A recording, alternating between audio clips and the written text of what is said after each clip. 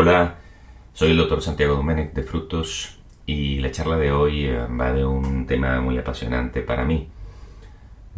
Como su título bien lo dice, pues vamos a hablar un poco de la actitud o actitudes que debería adoptar el médico de urgencias como una regla básica a la hora de desarrollar su actividad frente al paciente agudo y las aptitudes que se esperan de él para resolver una serie de problemas que debemos ordenar de forma rápida y que involucran una carga cognitiva y una capacidad de reflejos bastante amplia que trataremos en la charla sobre seguridad del paciente. Bien, y vamos a comenzar hablando un poquito sobre nuestra especialidad, la especialidad de medicina de emergencias. ¿Qué distingue a la medicina de emergencia del resto de las especialidades? Bien, hay dos factores fundamentales que la distinguen: la forma en que se atiende al paciente y el proceso de toma de decisiones.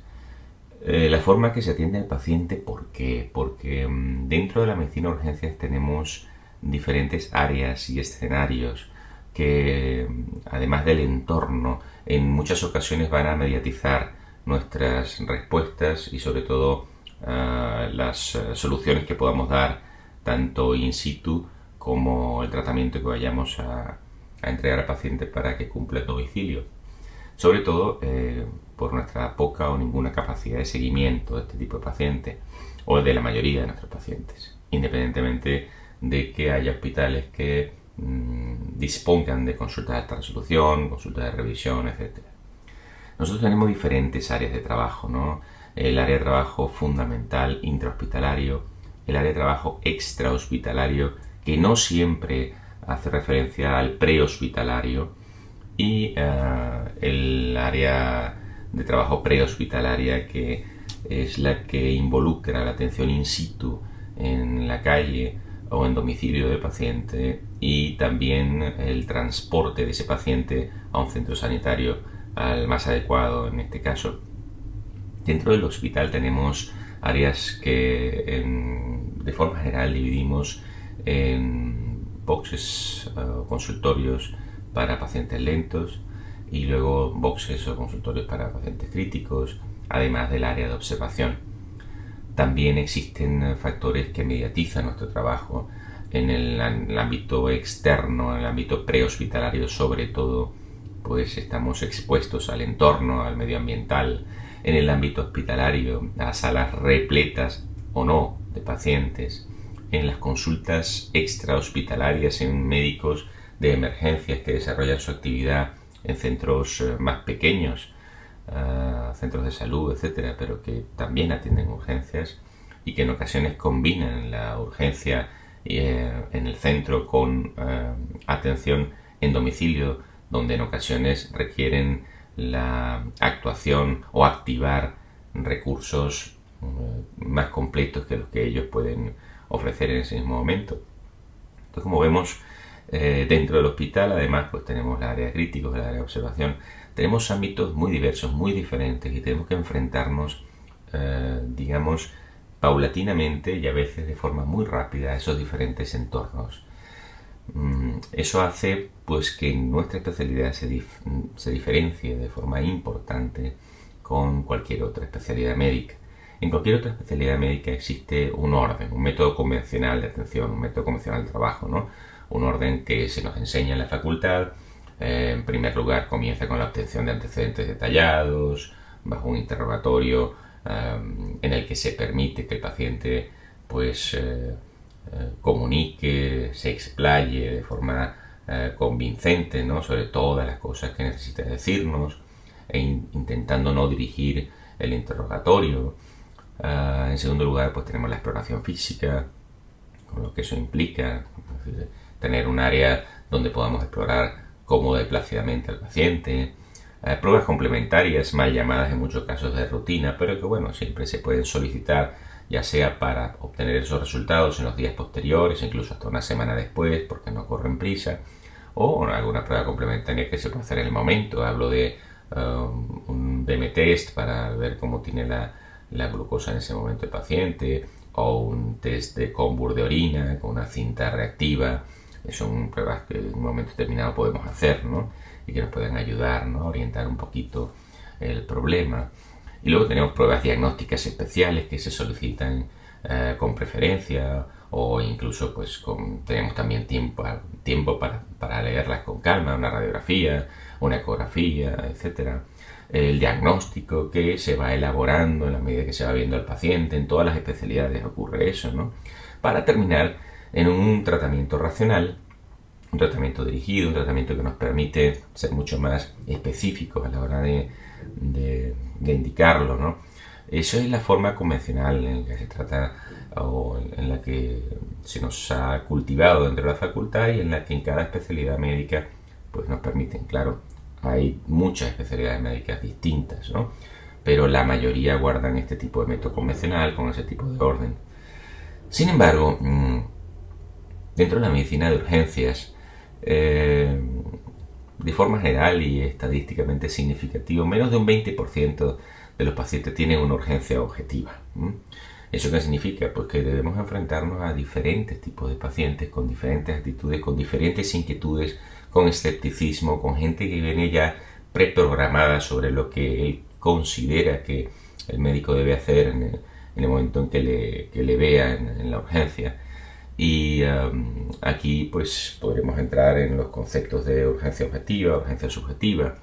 Cualquier paciente que viene a un servicio de urgencias de entrada es una urgencia, hasta que disponga de nuestra exploración, de nuestra valoración, y objetivemos si realmente se trata de ello. ¿Y cuál es nuestra premisa en la urgencia? Ya sea a nivel de un centro extrahospitalario, ya sea a nivel hospitalario o a nivel prehospitalario. Bien, nuestra premisa siempre es conocer el motivo de consulta del paciente. Y dentro de ese motivo de consulta del paciente, saber distinguir de forma rápida si lo que tiene el paciente puede comprometer su vida o no. ¿Cuáles son los enemigos del método convencional, el que se utiliza en la mayoría de las especialidades, ¿no?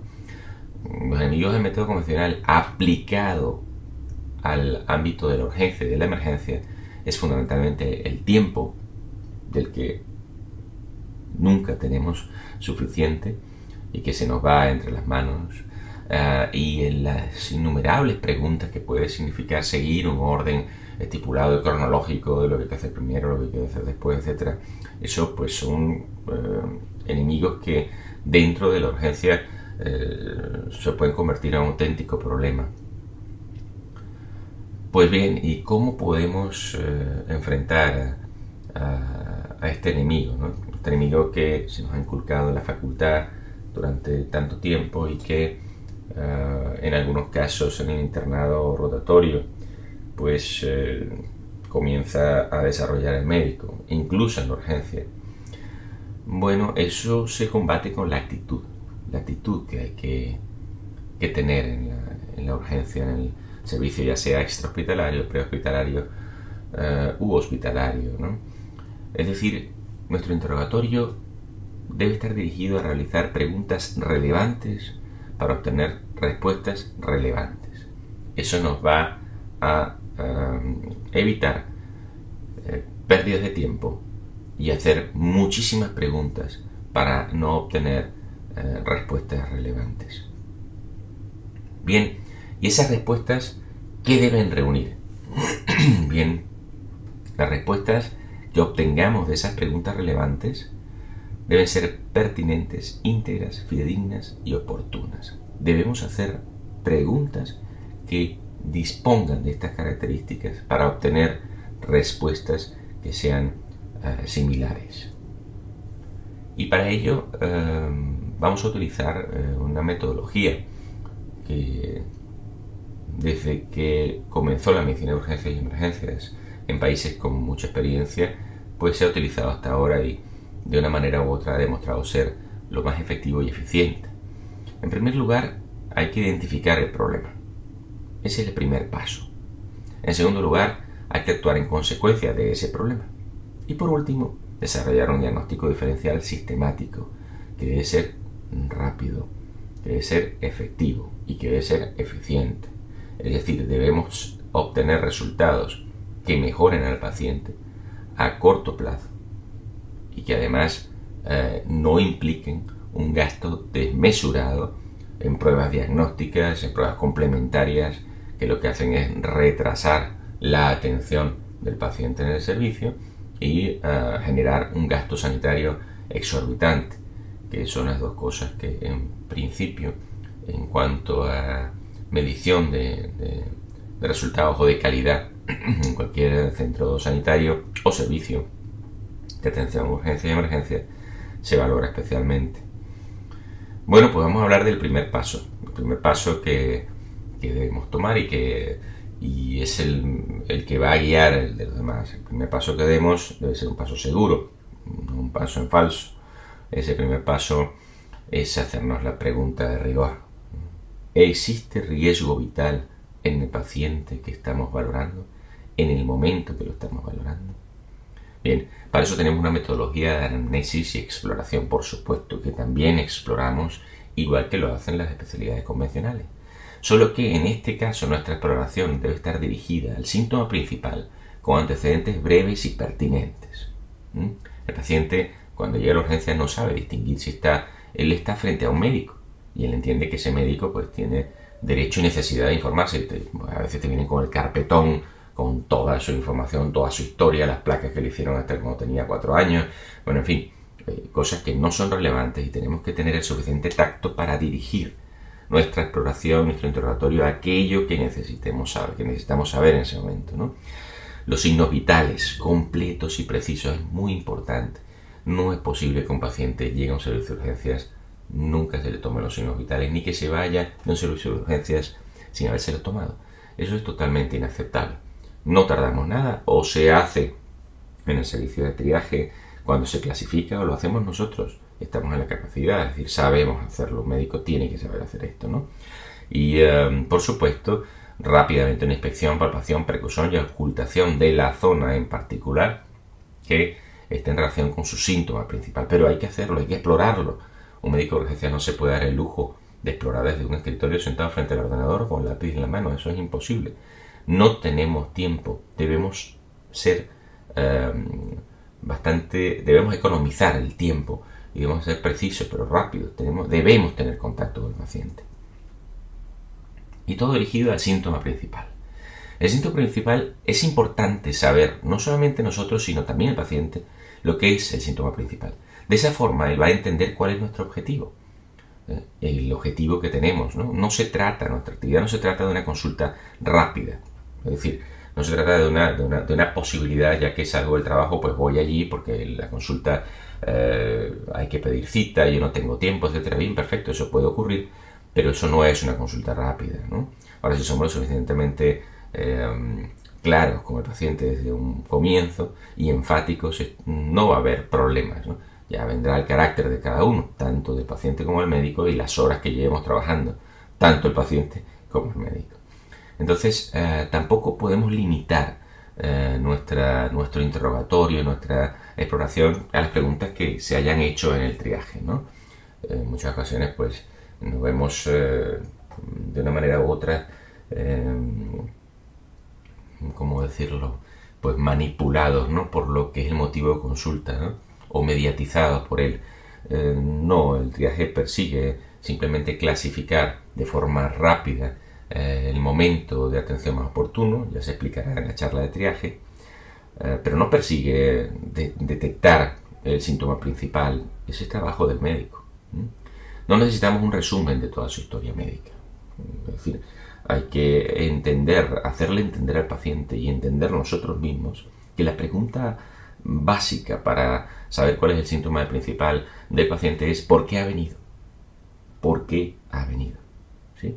A veces esa pregunta franca puede generar, pues, respuestas también francas. Bueno, algo tendré, si no, no habría venido. Entonces, esta es la pregunta que debemos hacernos, la pregunta interna, ¿no?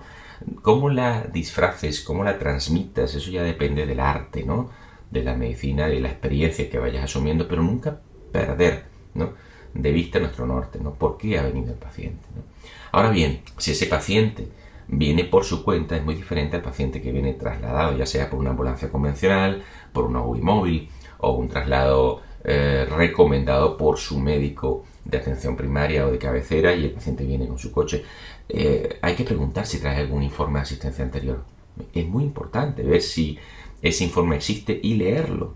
Hay que leerlo, ¿vale? Hay que leer ese informe. Bien, voy a detenerme un poquito en lo de los signos vitales, ¿no? ¿Por qué son importantes los signos vitales? Parece una tontería que tengamos que hablar de esto, pero bueno, a mí me encanta hablar sobre esto, ¿no? ¿Por qué? Porque de una forma u otra, los signos vitales son los elementos objetivos más fiables que tenemos cuando tenemos al paciente delante. El paciente se ve de una manera, nosotros lo vemos de una manera, o lo podemos ver de otra, pero lo que nunca va a engañar de una manera u otra son los signos vitales. Los signos vitales son lo que son y se miden. Es verdad que varían de acuerdo a muchas cosas, ¿no? Y eso tenemos que entenderlo, ¿no? Los determinantes de normalidad, ¿no? O sea, si no sabemos cuáles son los signos vitales normales en diferentes grupos etarios, pues vamos perdiditos, ¿no? La condición física previa del paciente también es importante. Hay pacientes que sus signos vitales pueden ser alterados bien por una mala condición física previa o engañarnos, ¿no? Engañarnos. Ya lo veremos en la seguridad del paciente, en la charla sobre seguridad del paciente. Las patologías de base que tenga el paciente, ¿no? Que no nos engañe, ¿no? Unos signos vitales acercados a lo normal o cercanos al normal pueden generar una confianza que no debe existir, ¿no? Y por supuesto los tratamientos que esté tomando el paciente en el momento de valorarle, porque también van a mediatizar esos signos. Los signos vitales son importantes antes de llegar y a su llegada al centro donde le veamos, ¿no? Independientemente que estemos en el hospital y nos traigan al paciente una ambulancia convencional o una UBI móvil, o que venga por sus propios medios con un informe anterior en el que tenga sus signos vitales cuando le vieron allí, es muy importante ver, ¿no? La diferencia de lo que vieron, dónde lo vieron, cómo lo vieron y lo que estamos viendo nosotros. Es fundamental. Así también cuando uno UBI móvil va a un centro de salud, por ejemplo, a recoger un paciente. Entonces, los signos vitales iniciales que tiene el paciente son muy importantes. Y de acuerdo a lo que hayan hecho o no durante su atención, pues tendremos nosotros los nuestros. Entonces es muy importante escuchar y leer todo lo que aporte el paciente inmediatamente anterior a vernos a nosotros. No nos vale un informe del año pasado por más completo que esté. Eso en todo caso y en el momento en que sigamos explorando al paciente o viendo al paciente y que tengamos necesidad de información adicional, lo podremos leer. Pero inicialmente no, inicialmente nos interesa lo que él traiga, lo que él porte en la mano o lo que traiga el servicio que le acompaña. Bien, esta diapositiva hace referencia a lo que no podemos perder nunca de vista, ¿no? A veces lo normal es bastante raro, efectivamente. ¿Cuándo son los signos vitales normales o cuándo deben ser los signos vitales normales preocupantes para nosotros? Cuando no concuerdan con el síntoma principal. Entonces, ¿realmente el paciente siempre miente? Bueno, eso es una pregunta que tendréis que responder cada uno de vosotros y que por supuesto la experiencia os irá indicando hasta qué punto esa respuesta es positiva, negativa o un depende, ¿no? La clásica situación de los signos vitales normales preocupantes son el asmático, disneico y jadeando, un paciente que viene respirando con dificultad, que ves con cierto trabajo y sin embargo tiene una frecuencia respiratoria normal. Bueno, ojo, porque a pesar de que la frecuencia respiratoria de este paciente es normal, este paciente puede estar agotándose, ¿no? Y es un paciente con una frecuencia respiratoria normal que podemos determinar o describir como de extrema anormalidad. Cuidado con este tipo de situación. Por lo tanto, los signos vitales, por eso quería hacer este pequeño inciso, ¿no?, sobre los signos vitales. Bueno, lo bueno dentro de la medicina de emergencias es que todo esto lo podemos ir haciendo a pesar de ser sistemáticos y ordenados a la vez. Si podemos ir haciendo preguntas relevantes, etcétera, pero identificando, haciendo, en este caso, la exploración dirigida, ¿no? La exploración dirigida es fundamental, ¿no? Porque debe estar dirigida precisamente a identificar un peligro de muerte, riesgo vital.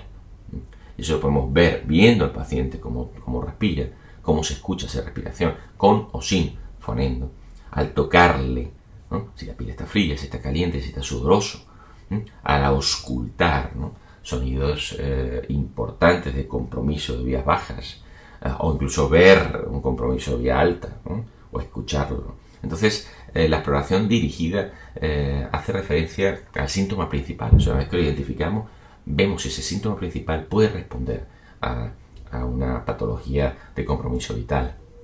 Bien, pues pasado o terminado este primer paso de identificación del problema y de exploración que nos va a determinar si existe o no riesgo vital, pues hay que identificar ese riesgo y actuarlo, ¿no? Actuar en consecuencia, ¿no? Detener su avance e intentar revertirlo, ¿no? En el momento, insisto, rápido. Es decir, aquí no hay mucho tiempo para pensar. El que piensa pierde en medicina de urgencias y emergencias. Se necesita una carga, o esta especialidad tiene una carga cognitiva muy alta. Lo veremos en la charla de seguridad del paciente. Pero eso no significa que debamos saber qué tenemos que hacer para detener el avance de una situación de riesgo vital e incluso intentar revertirlo si es posible lo antes posible, ¿no? Una taquicardia supraventricular con compromiso hemodinámico, etcétera, ¿no? Vamos a entrar, ya lo veremos en los diferentes módulos, en las diferentes asignaturas, ¿no? Bien, si no sabemos controlar, no conocemos estos dos primeros pasos y no sabemos identificar y actuar ante pacientes con compromiso vital, podemos considerar que hemos fracasado, ¿no? Hemos fracasado. Nuestra primera función como médico de urgencias es ese, identificar y actuar ante el paciente con compromiso vital. Y por último, el tercer paso hace referencia al diagnóstico diferencial, ¿no? El diagnóstico diferencial, que en nuestro caso es fundamental. Es decir, así como hay un axioma en medicina, ¿no?, de emergencias especialmente, ¿no?, que debemos siempre llevar con nosotros. Es decir, debemos buscar una sintomatología rara de enfermedades comunes. No manifestaciones comunes de enfermedades raras. Repito, debo buscar manifestaciones raras de enfermedades comunes y no manifestaciones comunes de enfermedades raras.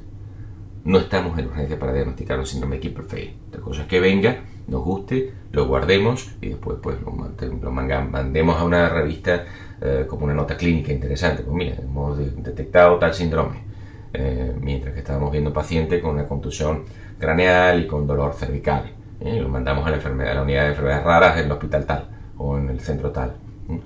Nosotros aquí lo que debemos hacer es excluir el trastorno de mayor gravedad que pueda explicar la sintomatología del paciente en el momento que le vemos. ¿Cuál es el enemigo más peligroso del médico de urgencias? La confianza. La confianza, lo más frecuente, siempre lo más frecuente. Esa es la segunda pregunta que hay que responderse. ¿El paciente miente? Siempre miente. Lo más frecuente siempre es lo más frecuente. Bien, ¿cuál es la solución para este problema, para este enemigo poderoso? La confianza que te la da la experiencia o que te la da el hecho de haber trabajado o trabajar en una zona donde dispones de más compañeros que puedan comentar, con el que puedas comentar el caso, etc. Bien, la solución para este enemigo es cierto grado de paranoia.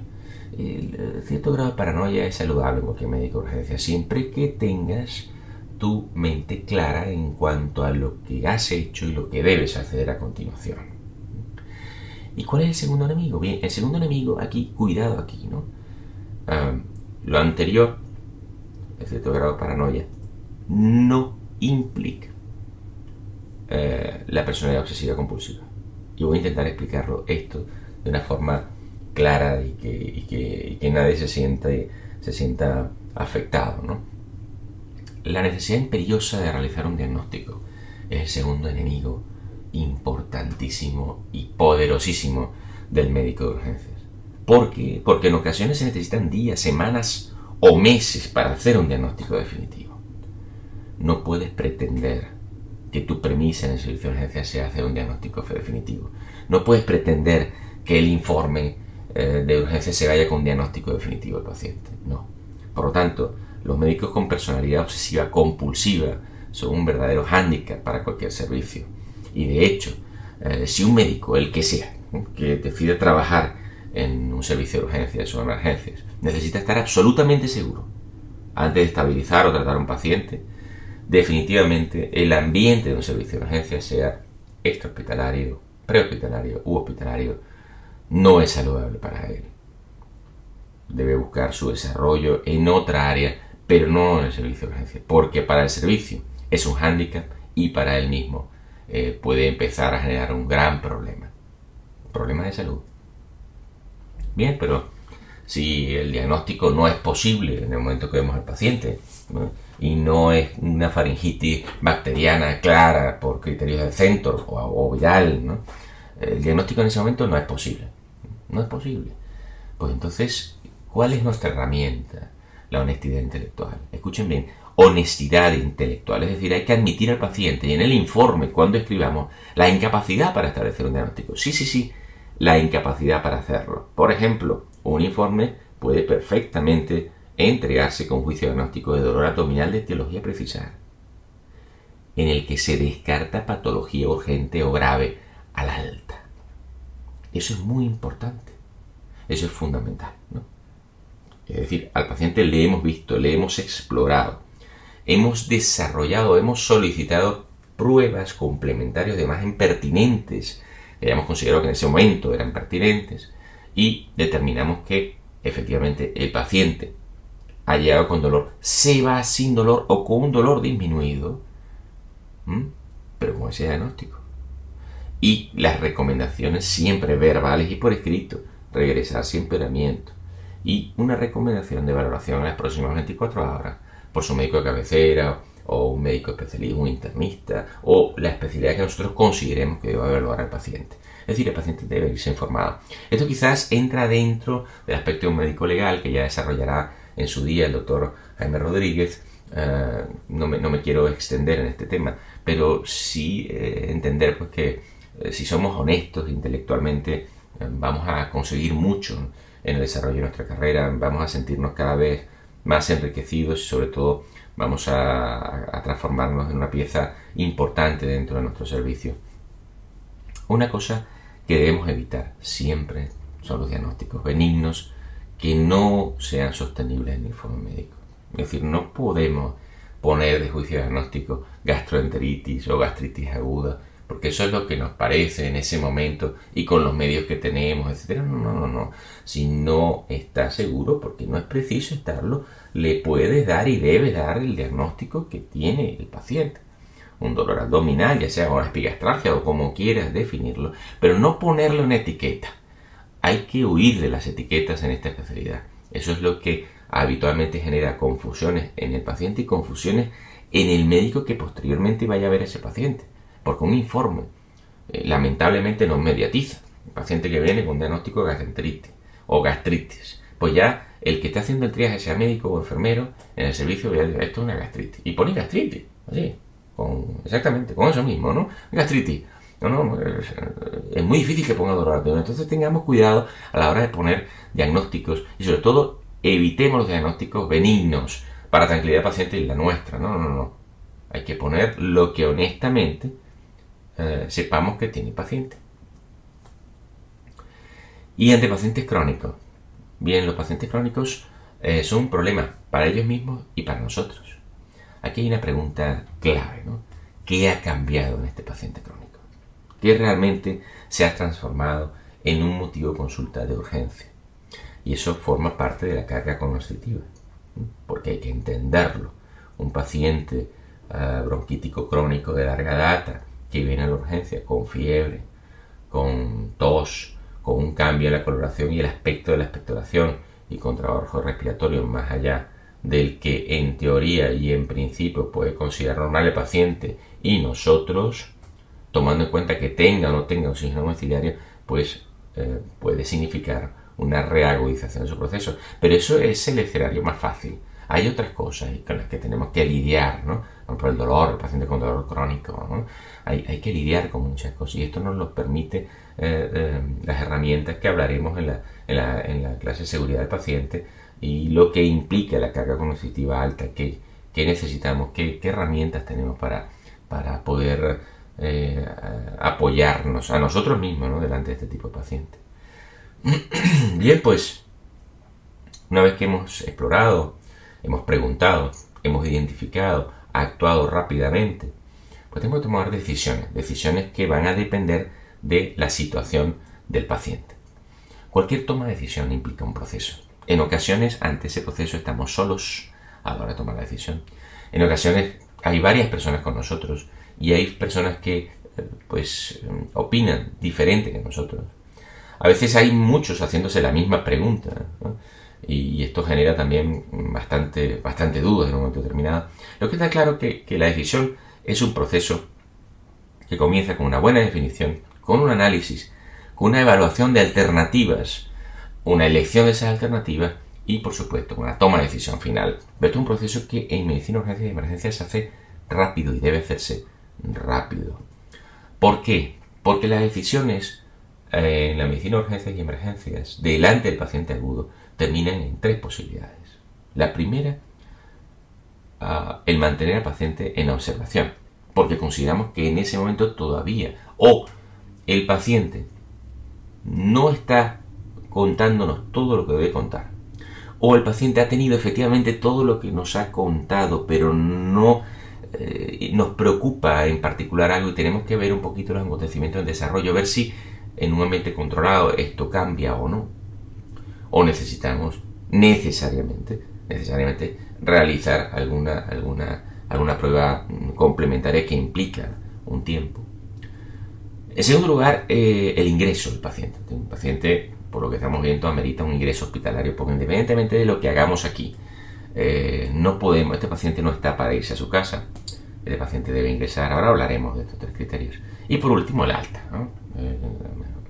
El mejor de los escenarios, un paciente que se va de alta, o bien a su domicilio, o bien dirigido a su médico de cabecera o a una especialidad determinada. Vamos a hablar un poquito de la observación. La observación siempre implica o compromete los protocolos o la política que haya en los diferentes servicios, ¿no? Lo que está claro es que parece sano no extender más allá de 8 horas la observación de un paciente. Es decir, si tenemos un paciente encamado en el área de observación durante 8 horas y aún no hemos sido capaces de saber si el paciente se puede dar de alta o no con una seguridad mínima, entonces el paciente debe ingresar. Es necesario, no podemos dejar al paciente que se cronifique ahí. Tampoco debemos dejar esa decisión a otro compañero. Bueno, ya que está ahora, pues que el otro venga y lo vea. No, hombre, no. Esto hay que resolverlo y eres tú el que debe resolverlo. Si consideramos que hay que solicitar consulta, hay que hacerlo de forma precoz, pero con criterio, ¿no? Otra especialidad. No llamar al especialista, oye, que es que le duele aquí y me parece que es tuyo, ¿no?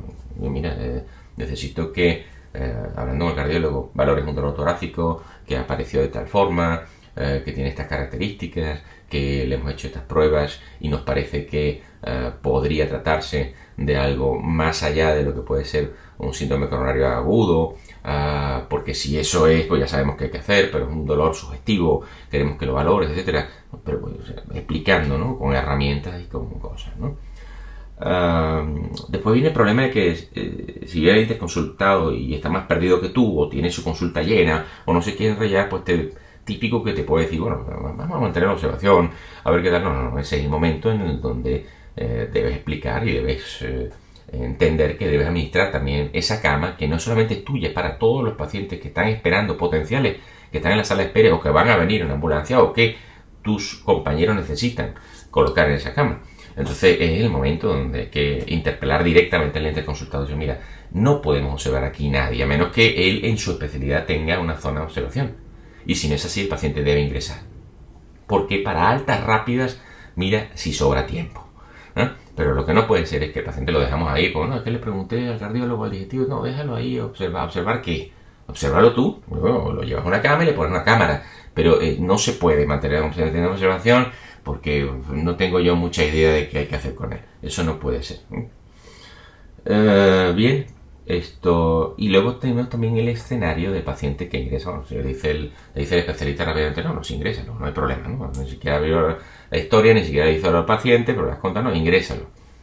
esto bien. Yo creo que es importante que el interconsultado hable con el paciente, valore al paciente y decida y le comente al paciente que va a ingresar, porque es una decisión de él, ¿no? En un momento determinado, pues sí, se considera que hay que hacer otras cosas, no en este momento. Bien, una vez que se cumplen 12 horas en observación, ese paciente debería ser reexplorado, revalorado por la especialidad que recomendó su ingreso. Eso es lo ideal, ¿vale? Es lo ideal. Que no se cumple, que no se puede. Bueno, pues el deber nuestro es que se cumpla. Si nosotros tenemos esto claro, vamos a evitar que la zona de observación se convierta en lo que actualmente es, ¿no? La caja de Pandora y el que vamos a ver qué pasa, y no puede ser, ¿vale? Los pacientes no deben evolucionarse en los servicios de urgencias. No puede ser que yo como médico de urgencias llegue a mi servicio y tenga que evolucionar a los 6 que están en observación desde hace 24 horas, 48 horas. Eso no puede ser. Esos pacientes están ingresados, tienen una especialidad responsable, y es esa especialidad la que debe tomar decisiones y saber, ¿no? Porque a lo mejor el paciente pues ya no está para mantenerse en observación, incluso ni para seguir el ingreso, o a lo mejor se le pueden solicitar pruebas desde ahí mismo, pero dirigidas por el especialista. Nosotros no podemos estar evolucionando pacientes en un servicio de observación, porque nos debemos a aquellos que van llegando, o que se van complicando, o que necesitan una observación rápida en el momento en que estamos cumpliendo nuestro horario laboral. Bueno, ¿y cuáles son los determinantes del ingreso para un médico de urgencia, ¿no? Por supuesto, el primero de ellos es la condición médica. La condición médica prela, ¿no?, sobre cualquier otra cosa. La condición médica va sobre nuestro criterio, y nuestro criterio con esa condición, ¿no? Y luego hay una serie de cosas que parecen comunes, pero lo vamos a tocar y parecen muy básicas, ¿no? El paciente no puede comer, efectivamente. Si el paciente está con intolerancia oral, ¿cómo le vas a mandar a casa? ¿Cómo le vas a mandar al anciano a la residencia? ¿Cómo le vas a mandar si no puedes comer y ni siquiera has probado si tolera o no tolera la vía oral cuando llegó vomitando? No puede ser que le pongamos metoclopramida y ya pensemos que el paciente se puede... No. Hay que estar seguro que el paciente efectivamente puede comer. Porque si no, pues el paciente va a necesitar una sueroterapia, ¿no?, para observación o para ingreso, porque más allá de las horas que han pasado en observación, el paciente, pues sí, efectivamente, parece una gastroenteritis vulgar y silvestre. No obstante, no termina de tolerar la vía oral. Pues el paciente debe ingresar. Insisto, altas rápidas existen y se van a dar, y rápido. No os preocupéis que eso ocurre, ¿vale? Habitualmente en las plantas, ¿sí? Bien, puede ser que el paciente tenga un requerimiento quirúrgico no inmediato ante un cuadro agudo. Un ejemplo clásico es una diverticulitis aguda, ¿no? Una diverticulitis aguda no complicada. Bueno, pues ahí tenemos varias opciones, dependiendo de qué grado de diverticulitis, incipiente o no. Pues a lo mejor se puede mandar a casa con un antibiótico y una dieta líquida. Hay otros que prefieren ingresarlo para poner antibiótico intravenoso y omitir la vía oral, y parece que hay mejores resultados. En fin, eso ya depende de los protocolos de cada servicio, ¿no? Pero que está claro que un paciente que necesita una cirugía no inmediata y el cuadro es agudo, pues tiene que ingresar.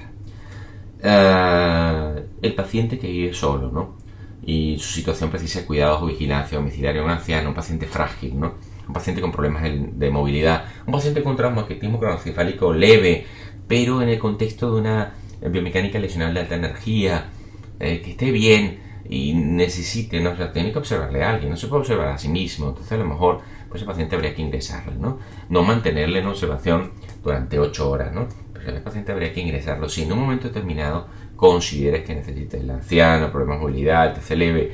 Es decir, siempre prevalece tu criterio para a lo mejor ese paciente susceptible de un ingreso, ¿vale?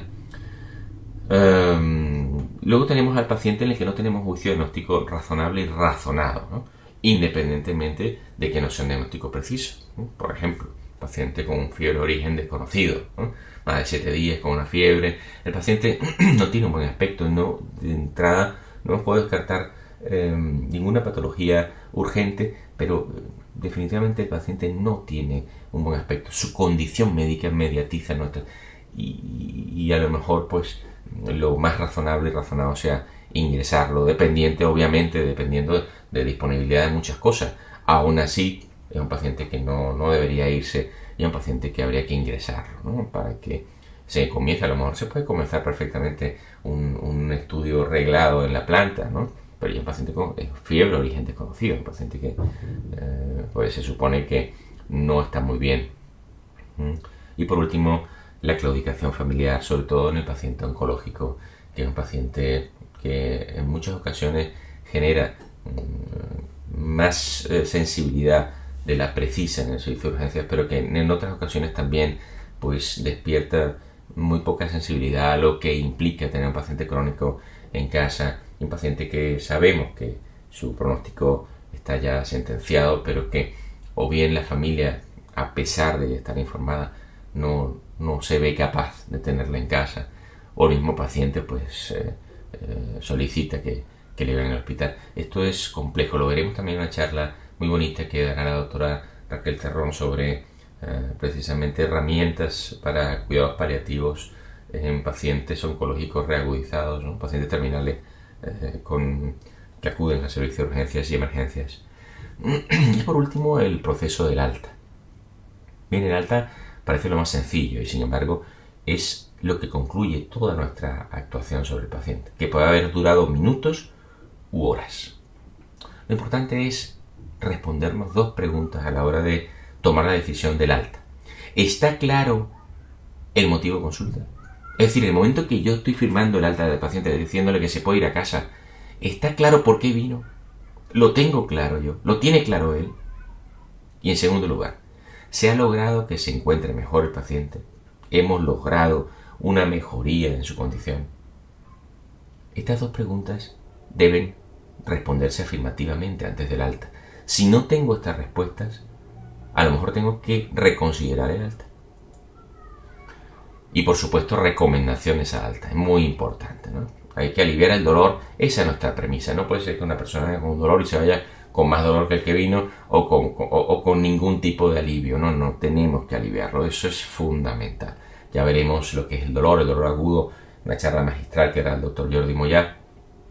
Es fundamental el manejo del dolor en la urgencia. Es algo inevitable, inexorable. Tenemos que saber manejar el dolor, ¿no?